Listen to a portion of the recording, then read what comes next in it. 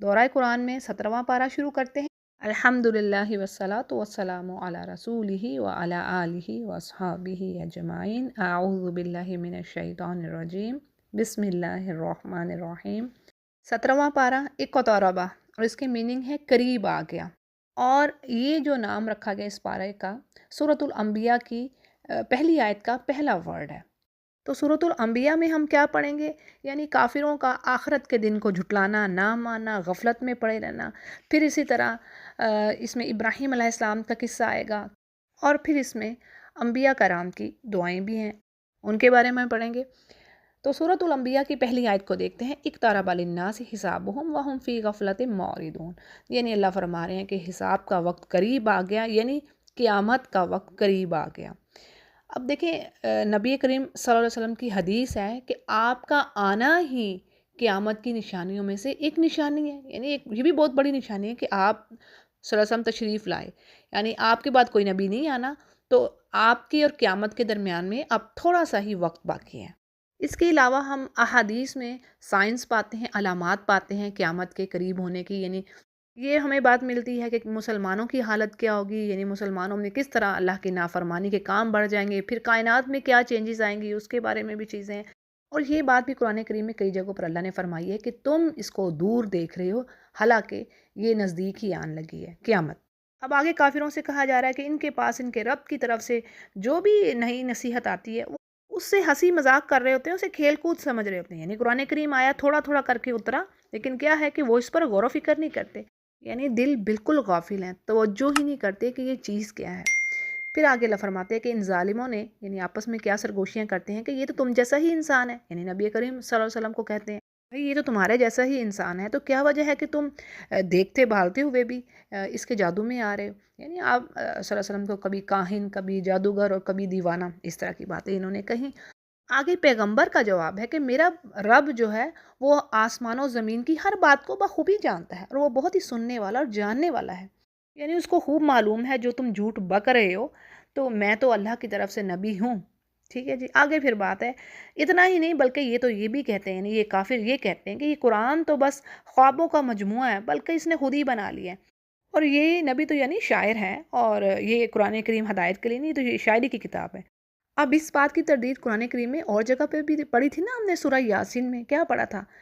آیت نمبر 69 میں، کہ اللہ فرماتے ہیں ہم نے یہ اس کو شعر نہیں بنایا، وما علمناہ الشعر، یعنی اپنی نبی کو ہم نے شعر نہیں سکھائے، اور نہ ہی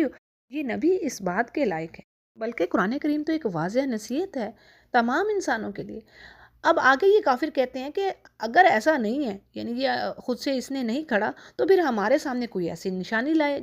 جیسے کہ پہلے میسنجر بھی لے کے آتے رہے ہیں، یعنی جس طرح سمود کے لیے اونٹنی کا معجزہ دیا گیا، یعنی کوئی معجزات یہ مانگ رہے تھے، یہ بھی سب حجتیں تھیں، ایسے ہی بہانے تھے۔ تو جی آگے اللہ فرماتے ہیں ان سے پہلے جتنی بستیاں ہم نے اجاڑی سب ایمان سے خالی تھیں، یعنی ان کے دلوں میں ایمان کوئی نہیں تھا، تو اب کیا یہ ایمان لائیں گے؟ اب دیکھیں اونٹنی والوں نے بھی معجزہ مانگا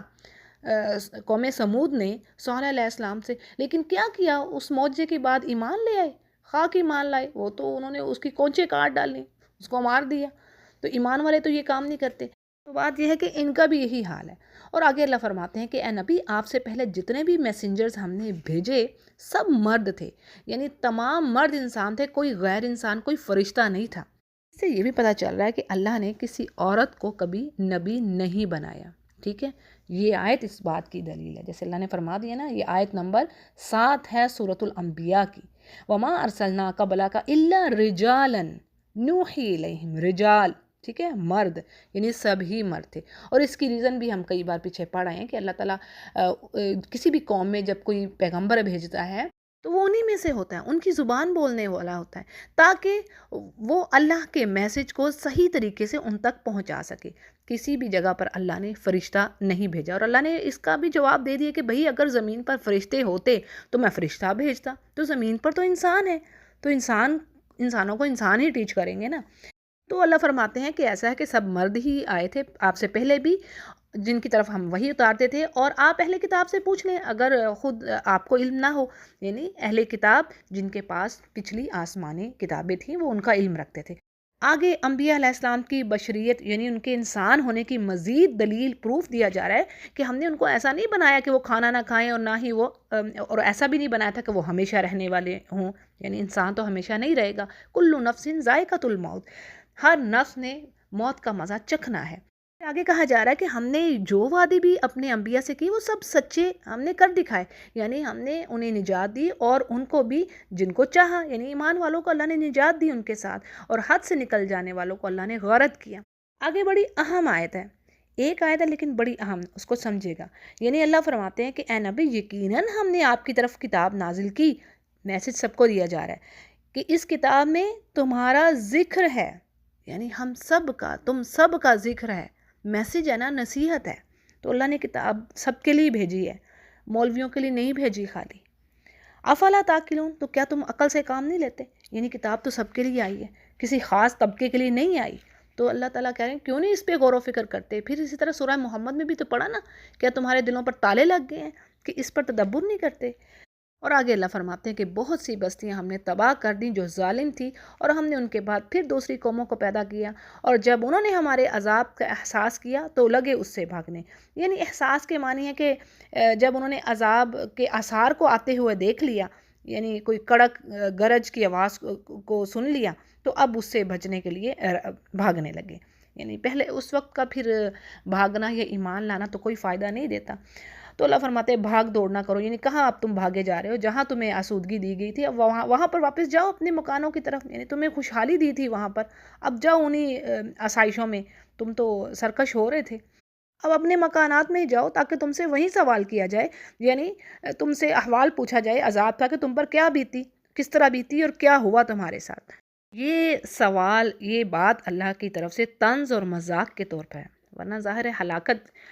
کے بعد کہ کون اس پوزیشن میں رہتا ہے کہ کوئی بات کر سکے یا جواب دے سکے۔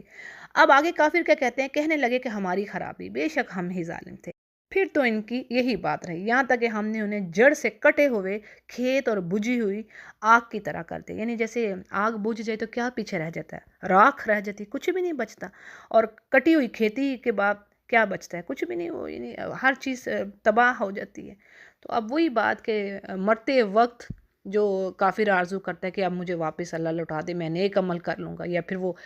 قیامت کے دن جب اللہ کے سامنے حاضر ہوگا پھر کہے گا کہ مجھے ایک بار واپس لوٹا دے، میں اچھے اعمال کر کے آؤں گا۔ سورہ حامیم سجدہ میں ہم نے یہ بات پڑھی نا۔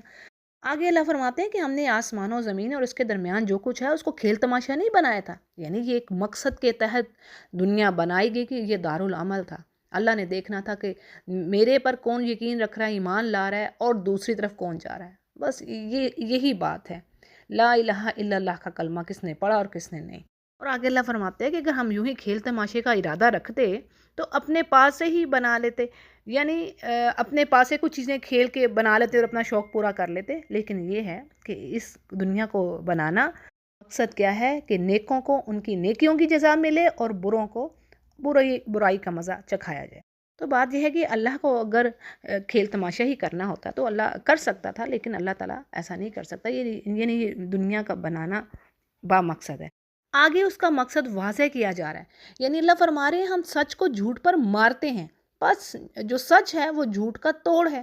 اور وہ اسی وقت برباد ہو جاتا ہے۔ یعنی کائنات کا مقصد یہ بھی ہے کہ یہ جو اس دنیا میں حق اور باطل یعنی جھوٹ اور سچ، خیر اور شر کی ایک جنگ جاری ہے، برائی اور اچھائی۔ دیکھیں نا، جیسے آج اگرچہ لگ رہا ہے کہ اچھائی کرنا بڑا مشکل ہے، لوگ مذاق اڑا رہے ہیں، دین پر عمل کرنے والی کی کوئی قدر نہیں ہے، تو بات یہ ہے کہ اللہ تعالیٰ کا بنانے کا مقصد یہ ہے اس کائنات کا کہ حق کو باطل پر مارا جائے اور پھر حق واضح ہو جائے اور باطل کا بیڑا غرق ہو جائے۔ یعنی ابھی تو غبار چھایا ہوا ہے نا شیطانی قوتوں کا، لیکن اللہ نے جب حق لانا ہے تو یہ شیطانی قوتیں بھی برباد ہو کر آئیں گی، تو یہ ہے مقصد۔ اور پھر کافروں سے کہا جا رہا ہے کہ تم یہ جو باتیں بناتے ہو نا، مثلا کیا کہتے تھے کہ جی یہ زندگی تو بس کھیل تماشا ہے، بس ہمیں یہ پیچھے پڑا نا قرآن کریم میں کہ جی ہم تو بس ہمیں وقت ہی مار رہا ہے، زندہ کر رہا ہے، کوئی بنانے والا نہیں۔ تو اللہ فرما رہا ہے یہ سب تمہارے لیے بربادی کا ہی باعث ہوں گی یہ باتیں، اور آسمان و زمین میں جو کچھ ہے اسی کا ہے، اور جو کچھ اس کے پاس ہے وہ اس کی عبادت سے سرکشی نہیں کرتے نہ ہی تھکتے ہیں۔ یعنی اس سے مراد فرشتے ہیں، وہ بھی اس کے غلام اور بندے ہیں، وہ نعوذ باللہ اللہ کی بیٹیاں نہیں ہیں، یعنی یہ جو مشرکین عقیدہ رکھتے ہیں۔ تو بات یہ ہے کہ وہ فرشتے دن رات اللہ کی تسبیح کرتے ہیں، ذرا بھی سستی نہیں کرتے۔ اور آگے کافروں سے کہا جا رہا ہے کیا ان لوگوں نے زمین کی مخلوقات میں سے جنہیں معبود بنا رکھا ہے وہ زندہ کر دیتے ہیں؟ یعنی اگر واقعی وہ ایسی ہستیاں ہیں کائنات میں، ان کا کوئی کنٹرول ہے، تو کیا وہ زندگی دے سکتے ہیں؟ یعنی یہ سوالیہ انکار ہے ایک طرح سے۔ پھر آگے بڑی زبردست بات اللہ فرما رہے ہیں کہ اگر آسمان و زمین میں سوائے اللہ کے اور بھی معبود ہوتے تو یہ جو نظام تھا درم برم ہو کے رہ جاتے، یعنی دونوں نظام درم برم ہو جاتے۔ کیسے بھلا؟ اب دیکھیں جیسے پیچھے بھی بات کی کہ اگر جس طرح انہوں نے مشرکین نے اپنے عقیدے بنائے ہیں کہ جی پانی کا کوئی اور خدا ہے، اسی طرح رزق دینے والا کوئی اور ہے، تو اگر اس طرح ہو تو پھر تو سارا نظام ہی خراب ہو جائے۔ ایک الہ کہے کہ میں نے یہ کام کرنا ہے، دوسرا کہے میں نے یہ کام نہیں کرنا ہے، وہ تو آپس میں ان کے فساد مچ جائے۔ تو اللہ فرما رہے کہ اللہ پاک ہے ان چیزوں سے جو یہ کہہ رہے ہیں، اور جو وہ کام کرتا ہے اس سے کوئی پوچھ نہیں سکتا، اور یہ پوچھے جائیں گے، یعنی انسانوں سے پوچھا جائے گا انہوں نے کیا کیا، اس کو کوئی پوچھنے والا نہیں ہے۔ اور کیا یہ اللہ کے سوا الہ بناتے ہیں؟ اگر ان کے پاس کوئی نشانی ہے، کوئی دلیل ہے تو وہ لے آئیں۔ اور آگے کہا جا رہا ہے یعنی کوئی بھی جو آسمانی کتابیں ہیں جیسے کہ قرآن اور اس سے پہلے کی جو کتابیں، سب میں صرف ایک ہی معبود کی ربوبیت کا ذکر ملتا ہے، تو مشرکین اس بات کو تسلیم کرنے کو تیار نہیں۔ تو بات یہ ہے کہ اکثریت تو حق بات کو جانتی نہیں ہے، اسی لیے اس سے منہ موڑے ہوئے ہیں۔ آگے اللہ نبی کریم صلی اللہ علیہ وسلم سے فرماتے ہیں کہ آپ سے پہلے بھی جو رسول ہم نے بھیجے ان کی طرف یہی وحی کی کہ میرے سوا کوئی معبود نہیں ہے، بس تم میری ہی عبادت کرو۔ یعنی وہ ایک ہی تو میسج لے کے آئے تھے تمام نبی کہ اللہ کی وحدانیت کا، کہ ایک اللہ کی عبادت کرو۔ سورہ شعراء میں ہم نے پڑھ لیا، پھر اس طرح سورہ ہود میں بھی پڑھیں گے، انبیاء کے جو قصے بیان ہوئے ہیں کہ ہر نبی نے آگے پہلے ایک ہی بات کی ہے۔ آگے پھر مشرکوں کو کہا جا رہا ہے کہ یہ کہتے ہیں کہ اللہ اولاد رکھتا ہے، بلکہ وہ تو سب اس کے آنرڈ بندے ہیں، سرونٹس ہیں۔ جیسے ابھی میں نے آپ کو بات بتا دی فرشتوں کے بارے میں کہ ان کا عقیدہ کیا تھا کہ فرشتے اللہ کی بیٹے ہیں، تو اللہ نے فرما دی وہ تو سب اللہ کے بندے ہیں، اور وہ ایسے ہیں کسی بات پر بھی اللہ سے آگے نہیں بڑھتے، یعنی پیش دستی نہیں کرتے، بلکہ اس کے فرمان پر قائم رہتے ہیں، اس کے زبردست اوبیڈینٹ ہیں، اور وہ ان کے آگے پیچھے کے تمام کاموں سے واقف ہے، اور وہ کسی کی سفارش نہیں کرتے۔ فرشتوں کی ہی بات ہو رہی ہے، سوائے ان کے جن سے اللہ راضی ہو، خوش ہو۔ اور دیکھیں یہ ہم نے مضمون سورہ نجم میں بھی پڑھا نا، آیت نمبر 26 میں وَقَم مِّن مَلَكٍ فِي السَّمَاوَاتِ لَا تُغْنِي شَفَاعَتُهُمْ شَيْئًا إِلَّا مِن بَعْدِ أَن يَأْذَنَ اللَّهُ لِمَن يَشَاءُ وَيَرْضَىٰ۔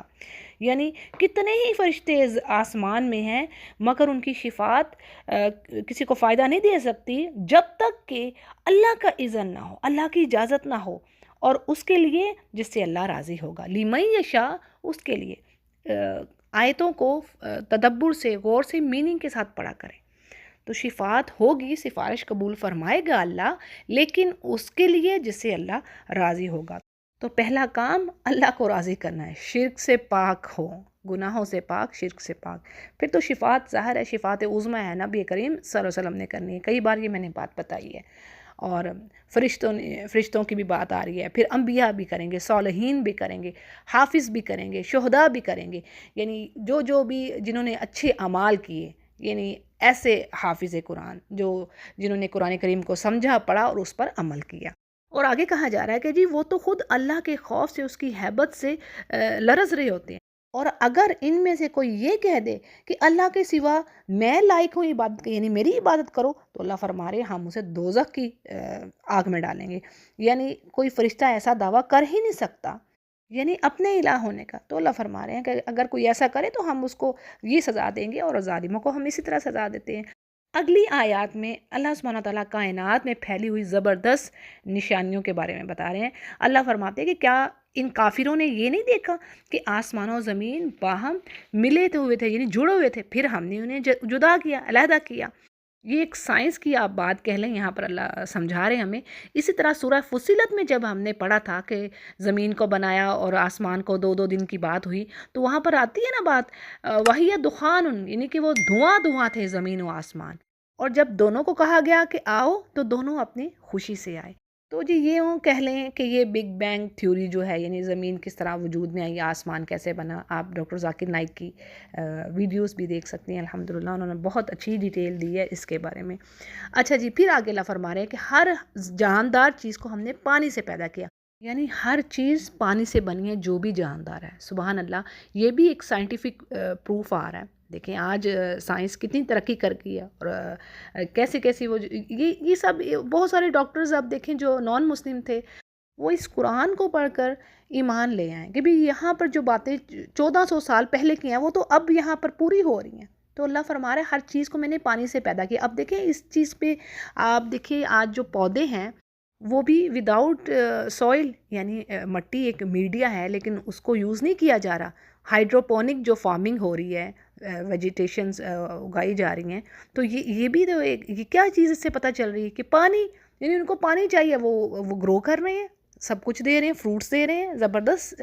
کام چل رہا ہے۔ پھر آگے اللہ فرماتے ہیں جی کہ ہم نے زمین پر پہاڑ گاڑ دیے تاکہ وہ مخلوق کو ہلا نہ سکے، یعنی زمین سٹیبل رہے اور اس پر ہم چل پھر سکیں۔ پھر اسی طرح ہم نے اس میں کشادہ راہیں بنا دی تاکہ وہ ہدایت حاصل کریں، یعنی راستے اللہ نے بنا دیے۔ پھر اسی طرح آسمان کو اللہ نے محفوظ چھت کے طور پر بنا دیا، یعنی محفوظ چھت اس طرح کہ آسمان ہمیں بہت ساری ہارمفل ریز سے بچا رہا ہے، اور اس پر جو ستارے ہیں وہ اللہ تعالیٰ نے ان سے بھی اللہ کام لے رہا ہے، یعنی ان کو بھی ہمارے لیے مسخر کیا ہوا ہے۔ لیکن بات ہوئی کہ انسان جو ہیں وہ ان چیزوں سے ہی منہ موڑے ہوئے، ان کو یعنی پتہ ہی نہیں ہے کہ اللہ کی کائنات میں کیا کیا حسن بکھرا ہوا ہے۔ پھر کہا جا رہا ہے کہ جی اسی ذات نے تو تمہارے لیے دن اور رات کو بنایا، سورج اور چاند کو بنایا، اور ہر ایک اپنے اپنے آربٹس میں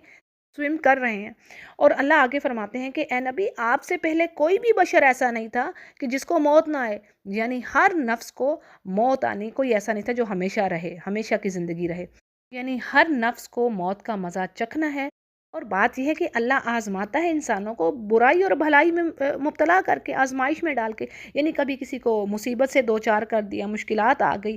کسی بیماری میں مبتلا ہو گیا، اور دوسری طرف اللہ سبحانہ تعالیٰ کسی کو دے کر بھی آزماتا ہے، کسی کو بہت زیادہ دے دیا لیکن اس میں بھی اس کی آزمائش ہو رہی ہے کہ وہ اپنے رب کا شکر گزار ہے یا پھر نعمتوں پر ناشکری کرنے والا۔ اور بات یہ ہے کہ تم سب ہی اللہ کی طرف لوٹائے جاؤ گے۔ اور آگے نبی سے کہا جا رہا ہے کہ یہ منکرین جب بھی آپ کو دیکھتے ہیں تو آپ کا مذاق اڑاتے ہیں،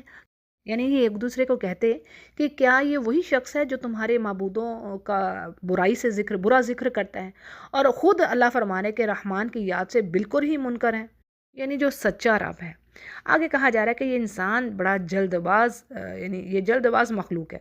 یعنی یہ کافر بھی تو جلدی ہی عذاب مانگتے تھے، تو یہاں پر یہی بات کہی جا رہی ہے کہ ان کو میں اپنی نشانیاں جلد ہی دکھاؤں گا، تو تم جلدی نہ کرو۔ یعنی کہتے ہیں کہ اگر تم سچے ہو، آپ صلی اللہ علیہ وسلم سے کہتے ہیں کہ اگر آپ سچے ہو تو یہ وعدہ کب پورا ہوگا، یعنی عذاب کب آئے گا یا پھر قیامت کب آئے گی، یہ بات بھی کئی جگہوں پر آئی۔ تو جواب میں کہا جا رہا ہے کہ کاش یہ کافر جانتے کہ اس وقت نہ تو یہ کافر آگ کو اپنے چہروں سے ہٹا سکیں گے، نہ ہی اپنی پیٹھوں سے، اور نہ ہی ان کی مدد ہوگی۔ یعنی عذاب کا مطالبہ تو یہ جلدی کر رہے ہیں، لیکن قیامت آنے والی ہے، اور یہ پھر جو ان کا حال ہوگا یہ آگے بتا دیا گیا۔ اور ہاں وعدے کی گھڑی ان کے پاس اچانک آ جائے گی اور انہیں ہکا بکا کر دے گی، یعنی کچھ سمجھ نہ آئے گا کہ اب کیا کریں۔ پھر نہ تو یہ لوگ اسے ٹال سکیں گے اور نہ ہی ذرا سی بھی مہلت دیے جائیں۔ پھر آگے نبی کو مزید تسلی دی جا رہی ہے کہ آپ سے پہلے بھی رسولوں کے ساتھ ہنسی مذاق قومیں کرتی تھی جو تباہ ہوئی ہیں، تو بس یہ ہے کہ جو ہنسی کرنے والے ہیں ان کی اسی ہنسی نے ان کو گھیر لیا جس چیز کی وہ ہنسی اڑاتے تھے۔ آگے کہا جا رہا ہے کہ نبی ان سے پوچھئے کہ اس عذاب سے جو تم پر آنا ہے، رات اور دن تمہاری کون حفاظت کرتا ہے اللہ سے، یعنی اللہ کے سوا کوئی اور بھی ہے جو عذاب الہی سے تمہاری حفاظت کر سکے، بات کا مطلب یہ ہے۔ تو اللہ فرماتے ہیں بات یہ ہے کہ لوگ اپنے رب کے ذکر سے ہی پھرے ہوئے ہیں۔ پھر آگے اللہ فرماتے ہیں کہ کیا ہمارے سوا ان کی اور کوئی الہ ہے جو انہیں مصیبتوں سے بچا لیں؟ کوئی خود بھی اپنی مدد کی طاقت نہیں رکھتا، یعنی جیسے سورۃ الحج میں ہم پڑھیں گے کہ پکارنے والا بھی کمزور، ضعیف، اور جس کو پکارا جا رہا ہے وہ بھی ضعیف، یعنی وہ ایک مکھی تک تو خود بنا نہیں سکتے، اور مکھی ان سے کچھ لے جائے تو اس کو وہ چھڑا نہیں سکتے، یہ بت۔ اور ایون جو جنہوں نے شرک کیا، اہل کتاب نے، یہودیوں نے عزیر علیہ السلام کو بیٹا بنایا اور عیسائیوں نے عیسیٰ علیہ السلام کو بیٹا بنایا، تو وہ بھی تو بشر ہے نا، انسان ہیں، وہ بھی اپنے نفع نقصان کے مالک نہیں ہیں، جیسے کہ نبی کریم کی زبان سے بھی یہ الفاظ اللہ نے قرآن میں کہہ دیے کہ کوئی بھی اپنے نفع نقصان کا مالک نہیں ہے، یعنی ہر چیز اللہ کے اختیار میں ہے۔ اور آگے کہا جا رہا ہے بلکہ بات تو یہ ہے کہ ہم نے ان کافروں کو اور ان کے باپ دادوں کو زندگی کے سکون، عیش و راحت اور یعنی دنیا کی جو متاع، دنیا کے فائدے دیے، اور ایک مدتیں گزر گئیں اس چیز میں۔ تو بات یہ ہے کہ یہ سمجھتے ہیں کہ یہ صحیح راستے پر ہیں، یعنی ایسا نہیں کہ یہ اللہ نے اگر خوشحالی دے رکھی ہے تو اس کا مطلب یہ نہیں ہے کہ وہ صحیح راستے پر ہو جس کو دنیا کا فائدہ دیا جا رہا ہے۔ اور آیت کے اگلے حصے میں کہا جا رہا ہے کہ کیا یہ دیکھتے نہیں کہ ہم زمین کو اس کے کناروں سے کم کرتے چلے آ رہے ہیں، تو اب کیا پھر بھی وہی غالب ہیں؟ یعنی یہاں پر شرعی اصطلاح میں اس کا مطلب یہ آ رہا ہے تفسیر میں کہ اسلام کو قوت مل رہی ہے، اسلام پھیل رہا ہے، اور کفر کے پیروں طرح سے زمین کھسک رہی ہے، اور مسلمان یعنی علاقوں پر علاقے فتح کرتے چلے جا رہے ہیں، یہ مراد ہے اس سے۔ اگلا پیج شروع کرتے ہیں جی۔ تو اے نبی آپ ان سے کہہ دیجئے کہ میں تو تمہیں اللہ کی وحی کے ساتھ آگاہ کر رہا ہوں، یعنی تمہیں وارننگ دے رہا ہوں، مگر بات یہ ہے کہ بہرے لوگ بات نہیں سنتے جب تک ان کو آگاہ نہ کیا جائے۔ یعنی یہ قرآن نصیحت ہے جو نبی کر رہے ہیں۔ آگے اللہ فرماتے ہیں کہ ان کافروں کو ذرا سا بھی عذاب کا جھونکا لگ جائے تو فوراً پکار اٹھیں کہ ہائے ہماری بدبختی، یقیناً ہم گنہگار تھے، یعنی پھر خوب اپنے گناہوں کا اعتراف کریں گے۔ اور آگے کہا جا رہا ہے کہ قیامت کے دن ہم درمیان میں راہ رکھیں گے ٹھیک تولنے والی ترازو کو، یعنی اسکیل رکھا جائے گا، اور پھر کسی پر کچھ ظلم نہ ہوگا۔ اب دیکھیں یہ قرآن کریم سے ہمیں بات پتہ چل رہی ہے نا کہ اسکیل اللہ رکھے گا، سورۃ الکہف میں بھی یہ بات آئی ہے، ٹھیک ہے، ترازو کی۔ تو اور ترازو اللہ کا کہتے ہیں کہ اتنا بڑا ہوگا کہ زمین و آسمان اس میں آ جائیں۔ اور اسی کے ساتھ ایک اور چیز آپ کو بتاتی چلوں، ایڈ کرتی چلوں، کہ جو کلمہ لا الہ الا اللہ ہے، اشہد ان لا الہ الا اللہ و اشہد ان محمد عبدہ و رسولہ، جس نے سچے دل سے یہ کہہ دیا تو بس اس کا ترازو بھاری کر دے گا یہ کلمہ۔ جیسے حدیث ہے، میں آپ کے آگے کوئکلی ذرا رکھ دیتی ہوں، کہ ایک شخص قیامت کے دن لایا جائے گا، اس کے 99 رجسٹر کھول دیے جائیں گے، اور سب میں اس کی خطائیں، گناہ اس کے، تو اس سے پوچھا جائے گا کہ تو نے کیے؟ تو وہ کہے گا ہاں یہ میں نے کیے ہیں۔ تو پھر پوچھا جائے گا کوئی عذر ہے تیرے پاس؟ تو وہ کہے گا نہیں۔ تو اللہ فرمائیں گے کہ میرے پاس ایک چیز ہے تیری۔ اب ایک کارڈ نکالا جائے گا جس پر یہ کلمہ شہادہ جو ہے یہ لکھا ہوگا، تو وہ سوچے گا کہ یہ ایک کلمہ اور 99 رجسٹر کیا بنے گا، لیکن سبحان اللہ وہ کلمہ بھاری ہو جائے گا، وہ کارڈ بھاری ہو جائے گا، جبکہ اس کے تمام گناہ ہلکے ہو جائیں گے۔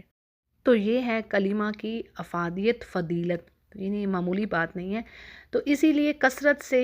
جو تیسرا کلمہ اس کو پڑھیں گے، اس میں اور بھی بہت ساری چیزیں آتی ہیں، ان کا زبردست ریوارڈ ہے، اور وہ ہیویسٹ ہیں آپ کے اسکیل میں۔ تیسرے کلمے کو کثرت سے پڑھا کریں، سبحان اللہ والحمد للہ ولا الہ الا اللہ واللہ اکبر ولا حول ولا قوت الا باللہ العلی العظیم۔ تو جی اللہ فرماتے ہیں کہ اس دن ترازو لگا دیا جائے گا اور کسی پر ظلم نہ ہوگا، اور اگر کسی نے رائی کے دانے کے برابر بھی عمل کیا ہوگا تو ہم اسے لے آئیں گے، اور ہم کافی ہیں حساب کرنے والے۔ اور یہ بات بھی ہم نے قرآن میں پڑھ لی سورۃ الزلزلہ میں، کہ اللہ نے فرمایا جس نے ایٹم برابر بھی نیکی کی ہے وہ اس اپنی نیکی کو دیکھ لے گا، اور جس نے برائی کی ہے، یعنی اتنی ہی برائی، ذرا سی بھی برائی کی ہے، وہ بھی اس کو ذرہ برابر، یعنی وہ بھی اس کو دیکھ لے گا۔ آگے اللہ فرما رہے ہیں موسیٰ اور ہارون علیہ السلام کی بات، کہ یہ بالکل بات سچ ہے کہ ہم نے موسیٰ اور ہارون کو فیصلہ کرنے والی نورانی کتاب دی، جو پرہیزگاروں کے لیے نصیحت تھی، واعظ تھی۔ یعنی یہاں پر اللہ سبحانہ تعالیٰ تورات کی صفات بیان کر رہے ہیں، یعنی قرآن سے پہلے موسیٰ علیہ السلام کی کتاب ہدایت دینے والی تھی، رحمت تھی، لیکن اب نہیں، اب اس میں تبدیلی آ چکی۔ قرآن کریم نے فرما دیا کہ اب اس روئے زمین پر ایک ہی کتاب جس کو فالو کرنا ہے وہ ہے قرآن کریم، کیونکہ اس میں انہوں نے تبدیلیاں کر دی ہیں۔ ٹھیک ہے جی، آگے اللہ فرما رہے ہیں کہ وہ لوگ جو اپنے رب سے بن دیکھے ڈرتے ہیں اور قیامت کے تصور سے ڈرتے ہیں، یعنی یہ متقین کی صفات ہیں، جیسے سورہ بقرہ میں بھی ہم نے پڑھی۔ اور کہا جا رہا ہے کہ یہ مبارک ذکر نہیں قرآن کریم آپ کی طرف نازل فرمایا، اور کافروں سے کہا جا رہا ہے کہ کیا تم پھر بھی اس سے یعنی منکر ہو۔ پھر آگے کہا جا رہا ہے کہ یقیناً ہم نے ابراہیم علیہ السلام کو ہدایت دی اس سے پہلے، اور ہم خوب جاننے والے ہیں اس چیز کو۔ اور جب ابراہیم علیہ السلام نے اپنے باپ اور اپنی قوم سے کہا کہ تم جس چیز کی یعنی یہ جو مجسمے بنا رہے ہو، مورتیاں بنا رہے ہو، اور ان کے اراؤنڈ پھر تم چکر لگاتے ہو، تو یعنی یہ کیا چیز ہے؟ تو اب وہ بولے کہ یہ ہم نے اپنے ابا کو ایسا ہی پایا، وہ انہی کی عبادت کرتے تھے۔ تو ابراہیم علیہ السلام کہنے لگے یقیناً تم اور تمہارے ابا جو تھے کھلی گمراہی میں تھے۔ اس پر وہ ابراہیم علیہ السلام سے کہنے لگے کہ اگر آپ ہمارے پاس کوئی یعنی سچ بات لائے ہو تو بتاؤ، نہیں تو یہ ایسا تو نہیں کہ کوئی مذاق کر رہے ہو۔ تو بات یہ ہے کہ اس سے پہلے یعنی ابراہیم علیہ السلام سے پہلے کسی نے توحید کی آواز سنی ہی نہیں تھی۔ اسی لیے انہوں نے ایسے الفاظ کہے۔ آگے ابراہیم علیہ السلام کہتے ہیں کہ بلکہ تمہارا رب تو وہ ہے جو آسمان و زمین کا رب ہے، اور جس نے انہیں پیدا کیا، یعنی آسمان و زمین کو پیدا کیا، اور میں تو بس اسی بات کا قائل ہوں۔ اور پھر کہنے لگے ابراہیم کہ اللہ کی قسم، میں تمہارے ان معبودوں کے ساتھ جب تم علیحدہ ہو کر کہیں جاتے ہو ایک چال ضرور چلوں گا۔ اب وہ چال کیا تھی، اگلی آیات کا مفہوم آپ کے آگے رکھتی ہوں۔ یعنی جس دن ساری قوم عید یا کوئی جشن منانے کے لیے باہر چلی گئی، ابراہیم علیہ السلام نے موقع پا کر تمام بتوں کو توڑ پھوڑ دیا اور ایک بڑے بت کو چھوڑ دیا، اور بعض کہتے ہیں کہ کلہاڑی اس بڑے بت کے ہاتھ میں پکڑا دی۔ تو جب واپس آئے تو کہنے لگے کہ یہ ہمارے الہوں کے ساتھ یہ کام کس نے کیا ہے، وہ تو یقیناً ظالموں میں سے ہے۔ تو اس پر کچھ لوگ کہنے لگے کہ ہم نے ایک نوجوان کو ان کے بارے میں بات کرتے ہوئے سنا تھا اور اس کو ابراہیم کہا جاتا ہے۔ اب باقیوں نے کہا کہ ٹھیک ہے، اس کو مجمع میں لاؤ اس شخص کو، تاکہ سب اس کو دیکھیں۔ تو اب پوچھنے لگے ابراہیم سے کہ کیا تو نے ہمارے خداؤں کے ساتھ یہ حرکت کی ہے؟ تو آپ نے ابراہیم نے جواب دیا کہ اس کام کو ان کے بڑے نے کیا ہے، یعنی اس بڑے بت نے کیا ہے، تم اپنے خداؤں سے ہی پوچھ لو اگر یہ بول سکتے ہیں۔ یعنی ابراہیم علیہ السلام کے اس جواب میں وہ سوچ میں پڑ گئے اور ایک دوسرے کو لاجواب ہو کر دیکھنے لگے کہ واقعی ظالم تو تم ہی ہو، یعنی جو اپنی جان پر یہ ظلم کر رہے ہو کہ جو بول ہی نہیں سکتا، اپنا نفع نقصان کا وہ مالک ہے، تو وہ کیسے تمہارا الہ ہو سکتا ہے؟ پھر کیا تھا کہ اپنے سروں کے بال اوندے ہو گئے اور کہنے لگے کہ تجھے تو معلوم ہے، یعنی اے ابراہیم، یہ بولنے چالنے والے تو ہے نہیں، یہ نہیں بول سکتے بت۔ تو اللہ کے خلیل نے اسی وقت فرمایا کہ افسوس، کیا تم اللہ کے علاوہ ان کی عبادت کرتے ہو جو نہ تمہیں کوئی نفع دے سکتے ہیں نہ نقصان، اور تف ہے تم پر اور ان پر جن کی تم اللہ کے سوا عبادت کر رہے ہو، تمہیں ذرا سی بھی عقل نہیں۔ یعنی ابراہیم علیہ السلام نے اپنی تمام حجت، اپنے پروف جو تھے واضح کر دیے، اور ایسے طریقے سے ان کی دلالت کو واضح کیا کہ وہ لاجواب ہو گئے، مگر کیا تھا کہ وہی سرکشی،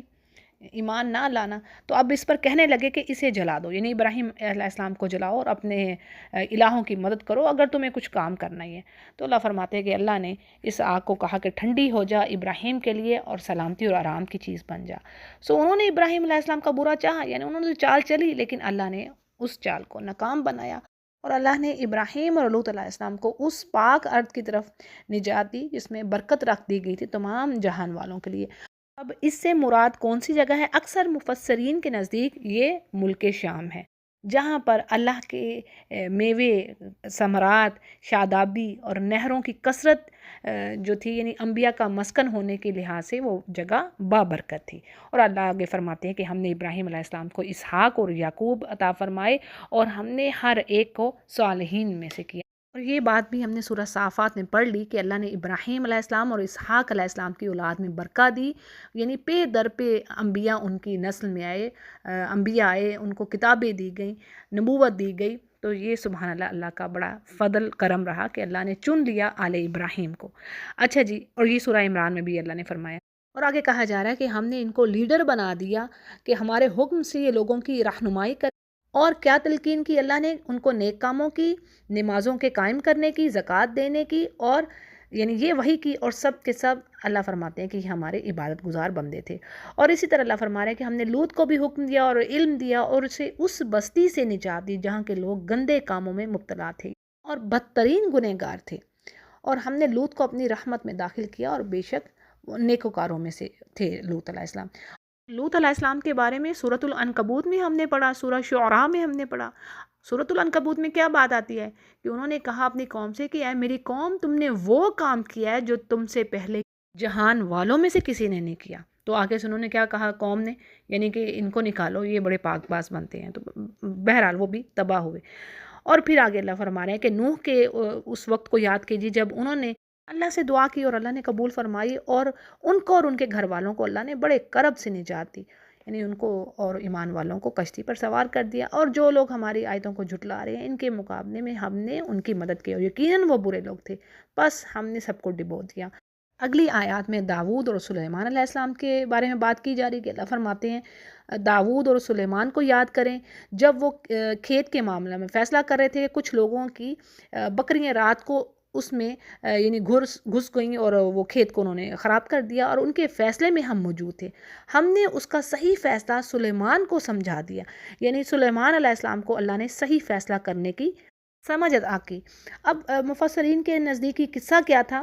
کہ بات اس طرح تھی کہ ایک شخص کی بکریاں دوسرے شخص کے کھیت میں رات کو جا گھسی اور کھیت چر گئیں۔ اب داؤد علیہ السلام نے جو پیغمبر کے ساتھ حکمران بھی تھے فیصلہ دیا کہ بکریاں کھیت والا لے لے تاکہ اس کے نقصان کی تلافی ہو جائے۔ اب اس فیصلے پر سلیمان علیہ السلام نے اختلاف کیا، یعنی وہ ان سے ایگری نہیں ہوئے اپنے باپ سے، اور انہوں نے یہ فیصلہ کیا کہ بکریاں کچھ عرصہ کے لیے کھیتی کے مالک کو دے دی جائیں جس کا کھیت خراب ہوا ہے، اور وہ ان سے فائدہ اٹھائے، جبکہ کھیت بکریوں والے کے حوالے کیا جائے تاکہ وہ کھیتی کی یعنی کھیت کی آبپاشی کرے، اس کو پھر سے ٹھیک کرے، دیکھ بھال کرے اور صحیح کرے۔ جب وہ اپنی اسی حالت میں آ جائے کہ جو بکریاں کے چرنے سے پہلے تھی جس طرح تھی، تو پھر کھیت والا اس کی بکریاں دے دے اس کو، یعنی اس کی بکریاں واپس لوٹا دے جب اس کا کھیت بالکل صحیح حالت میں واپس آ جائے جس طرح پہلے تھا۔ تو دوسرا فیصلہ اس لحاظ سے بہتر ہوا کہ دونوں پارٹیز یعنی دونوں فریق اپنی کسی چیز سے محروم نہیں ہو رہے تھے، یعنی جس کا نقصان ہوا اس کا نقصان بھی پورا ہو رہا تھا، ٹھیک ہے، اور جس نے کیا اس کو اس کا خمیازہ بھی اس نے بھی بھگتا۔ تو یہ تھا وہ قصہ، اور آگے اللہ فرما رہے ہیں کہ ہم نے ہر ایک کو حکم اور علم دے رکھا تھا، اور داود کے تابع ہم نے پہاڑ کر دیے جو تسبیح کرتے، اور پرندے بھی ان کے ساتھ تسبیح کرتے، اور یہ ہم ہی کرنے والے تھے، یعنی فاعل حقیقی تو اللہ ہی تھا۔ اور آگے اللہ فرما رہے ہیں کہ ہم نے داود علیہ السلام کو یعنی لباس بنانے کی جو کاریگری تھی وہ سکھائی، یعنی لوہے کو اللہ سبحانہ تعالیٰ نے داؤد علیہ السلام کے لیے نرم کر دیا، اور اس سے وہ جنگی لباس تیار کرتے، یعنی لوہے کی زریں تیار کرتے جو جنگ میں حفاظت کا ذریعہ ہوتی۔ تو اللہ فرماتا ہے کہ کیا تم اب بھی شکر گزار نہیں ہوگے اللہ کے، یعنی ایسی نعمتیں اللہ نے تمہیں عطا کی۔ پھر آگے سلیمان علیہ السلام کے بارے میں بات آتی ہے کہ جس طرح پہاڑ اور پرندے داؤد علیہ السلام کے لیے مسخر کر دیے تھے، وہ ان کے کنٹرول میں تھے، اسی طرح ہوا سلیمان علیہ السلام کے کنٹرول میں تھی، یعنی وہ اپنے تمام سلطنت کے جو کارندے ہوتے ان کے سمیت تخت پر بیٹھ جاتے، اور جہاں چاہتے مہینوں کی جو مسافت، مہینوں کا ڈسٹنس لمحوں میں یا گھڑیوں میں طے کرتے، یعنی ہوا آپ کے تخت کو بابرکت زمین یعنی شام کے علاقے سے لے جاتی جہاں بھی آپ علیہ السلام جانا چاہتے، اور اللہ فرماتے کہ ہم ہر چیز کو جاننے والے تھے۔ اور پھر اسی طرح اللہ تعالیٰ نے شیاطین کو بھی ان کے کنٹرول میں کر دیا، جو ان کے کہنے پر سمندروں میں غوطے لگاتے، موتی اور ہیرے وغیرہ نکال کے لاتے، اور اسی طرح آپ ان سے دیگر امارتی کام بھی کرواتے ان جنات سے۔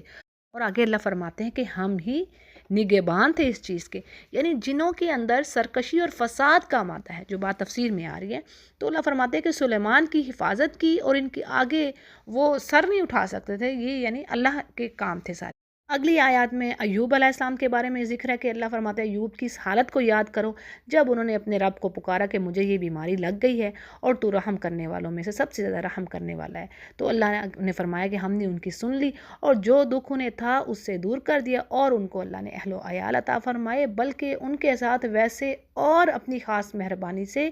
دیے تاکہ وہ سچے بندوں کے لیے نصیحت کا سبب ہوں۔ اچھا جی، ان کی تھوڑی سی ڈیٹیل ہم دیکھ لیتے ہیں کہ قرآن مجید میں ایوب علیہ السلام کو صابر کہا گیا ہے، یعنی سورہ صاد میں بھی یہ بات آتی ہے، تو مطلب یہ کہ انہیں سخت آزمائشوں میں ڈالا گیا۔ وہ تکالیف اور آزمائشیں کیا تھی؟ تو جو قرآن سے ہمیں پتہ چل رہا ہے وہ یہ کہ اللہ تعالیٰ نے انہیں مال و دولت اور اولاد وغیرہ دی تھی، لیکن بعد میں آزمائش کی غرض سے اللہ نے وہ نعمتیں ان سے چھین لی، حتیٰ کہ ان کو جسمانی بیماری میں بھی مبتلا کر دیا، اور یہ بھی کہا جاتا ہے کہ سوائے ان کی بیوی کے کوئی ان کے ساتھ نہ بچا۔ اور آخر کار 18 سال کی آزمائش کے بعد اللہ کی بارگاہ میں انہوں نے دعا کی، اللہ نے قبول فرمائی وہ دعا، اور ان کو صحت کے ساتھ مال اور اولاد پہلے سے 2 گنا کر کے عطا فرمائے ان کے صبر کی وجہ سے۔ اب صبر کیا ہے؟ یہاں پر ہمارے لیے لیسن ہے، یعنی اللہ سے شکوہ شکایت نہ کرنا، جزا وزا نہ کرنا، اور حرام کاموں کی طرف نہ جانا، یہ سب صبر کی صورتیں ہیں۔ آگے ذکر آ رہا ہے جی اسماعیل، ادریس اور ذوالکفل علیہ السلام کا۔ اللہ فرماتے ہیں یہ سب صابر لوگ تھے، اور ہم نے انہیں اپنی رحمت میں داخل کیا، اور یہ سب نیک لوگ تھے۔ اگلی آیات میں یونس علیہ السلام کے بارے میں ذکر ہے کہ جب وہ اپنی قوم سے ناراض ہو کر انہیں اللہ کے عذاب کی دھمکی دے کر اللہ کے حکم کے بغیر ہی وہاں سے چل دی، یعنی اللہ نے حکم نہیں کیا تھا کہ آپ اپنی قوم کو چھوڑ کر جائیں، لیکن وہ غصہ میں آ کر اپنی قوم کو چھوڑ کر چلے گئے۔ اب وہاں پر اللہ نے ان کی اس بات پر گرفت فرمائی، اور انہیں مچھلی کا لقمہ بنا دیا۔ اور یونس علیہ السلام کے بارے میں اللہ فرماتے ہیں کہ وہ کیا خیال کرتے تھے کہ ہم انہیں پکڑ نہ سکیں گے، بالآخر وہ اندھیروں کے اندر سے پکار اٹھے، یعنی انہوں نے پھر اللہ سے دعا کی کہ اللہ تیرے سوا کوئی معبود نہیں، تو پاک ہے، اور بے شک میں ظالموں میں سے ہوں۔ اور یہ آپ کو پتہ ہے کہ یہ دعا ایسی دعا ہے کہ اس کے ساتھ جو چیز بھی مانگی جائے وہ رد نہیں ہوتی، یہ آپ صلی اللہ علیہ وسلم کی اوتھینٹک حدیث ہے، اور یہ تو بڑی فیمس دعا ہے، آپ کو یاد ہی ہوگی، لیکن پڑھ دیتی ہوں۔ آیت نمبر 87 ہے، لا الہ الا انت سبحانک انی کنت من الظالمین۔ تو اللہ فرماتا ہے کہ اللہ نے ان کی پکار کو سنا اور ان کو غم سے نجات دی، اور ہم ایمان والوں کو اسی طرح بچا لیا کرتے ہیں۔ اگلی آیات میں زکریا علیہ السلام کا ذکر ہے، جب انہوں نے اپنے رب کو پکارا کہ اے میرے رب تو مجھے اکیلا نہ چھوڑنا، یعنی میرے پیچھے میرا وارث ہو۔ تو اللہ فرماتے ہیں کہ اللہ نے ان کی پکار سنی، ان کی دعا قبول فرمائی، اور ان کو یحییٰ علیہ السلام عطا فرمائے، اور ان کی بیوی کی اصلاح کر دی۔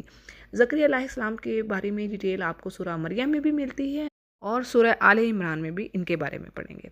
اور ان آیات میں جو الفاظ آئے ہیں ان کو بھی دعا کے طور پر بے اولاد لوگوں کو پڑھنا چاہیے، جیسے یہاں سے پڑھ سکتے ہیں۔ آیت نمبر 89 ہے،